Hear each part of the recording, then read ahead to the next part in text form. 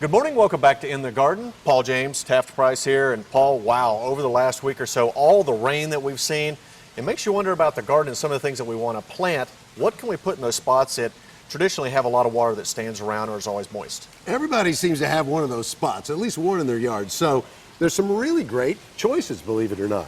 I'm going to start out with some perennials, if I can get you to move out of the way. This is a variegated iris. This will grow in bog-like conditions, no problem. This is a Mexican petunia. Beautiful blue flower, and it too will tolerate the wet feet, as we say in the industry. The sedges are wonderful, these grass-like plants, they do extremely well. Believe it or not, hardy hibiscus, which produces those big dinner plate sized blossoms, loves wet feet. Okay. This is called buckthorn. It's one of my absolute favorite plants. This is a little one, but this will get 5 to 7 feet. And likes the wet conditions, also tolerates a fair amount of shade. And finally, in the perennial category, a stilbe, which produces beautiful flowering plumes up above the foliage, and it likes the wet spots. So these are some of the perennials that we can look at. Maybe we want to go a little bit larger, maybe to some shrubs. We have some examples of that. 3 great shrubs. First, one of my absolute favorite shrubs in the whole plant world. This is an Itea. It's called Henry's Garnet Sweet Spire. This is Little Henry. Gets about 3 feet. Beautiful flowers, beautiful foliage, really rugged plant, and it loves the wet feet. This is a wax myrtle. Now these will get pretty large, 10, 15 feet tall and wide.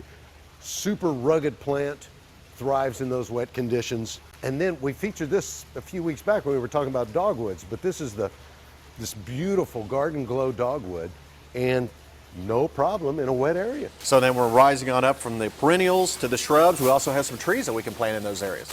One in particular that you usually see around ponds and stuff is the willow. Now this is actually the corkscrew willow.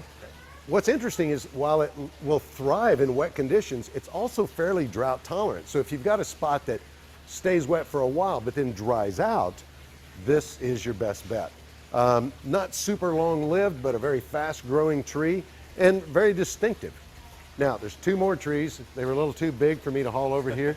There's 2 more trees I want to show you. All right, Paul, we're taking another look at a tree, and I remember this, the Johan Holly. Do you remember the botanical name? I know it was long. That's all I remember. Ilex vomitoria. Oh, yeah. Oh, yes, one of my favorites. This is native and adapts really well to wet sites. And the great thing about the Johan, it's a broadleaf evergreen, so it's going to stay green all year.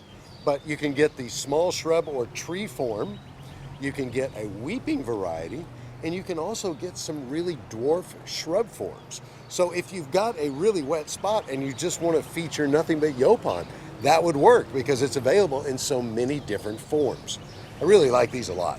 So we have all different kinds of variations from the perennials to the shrubs to these tree forms. So really any size that we need to stick something in that has those wet areas, we'll be able to find the variety that we need. That's right. And if you want something really big, I've got one more to show you. Okay. All right, Taff, I mentioned if you want a big tree, then the bald cypress family has some really big ones, 75, 80 footers. Wow.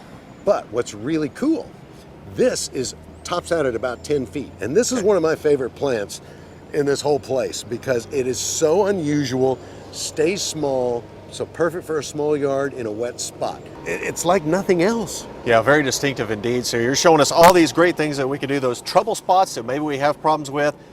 Just about anything that we can find here is going to work in our yard for those wet areas. This thrives in the swamp, okay? So you know it's going to do good in a wet spot. So it's going to do good there, it's going to do good in your yard as well.